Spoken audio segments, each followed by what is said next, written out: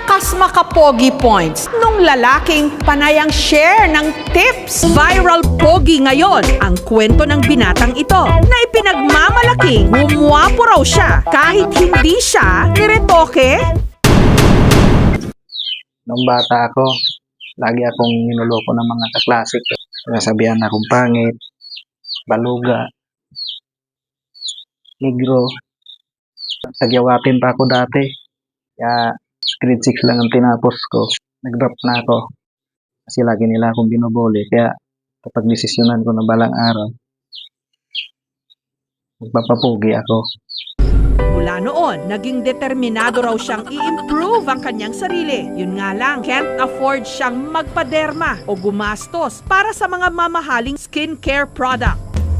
Ang sabon na kanyang ginagamit, kung ano na lang daw ang makita sa kanilang banyo.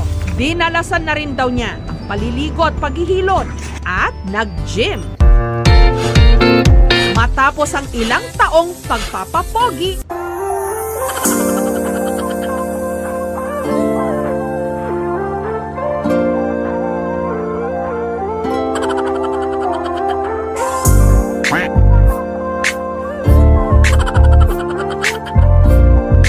Mula nung binago ko yung sarili ko, lahat yung mga babae sinasabihan akong pangit-pangit ko.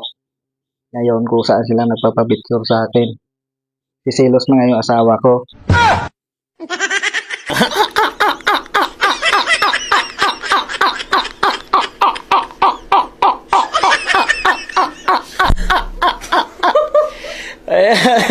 दिन को यहाँ से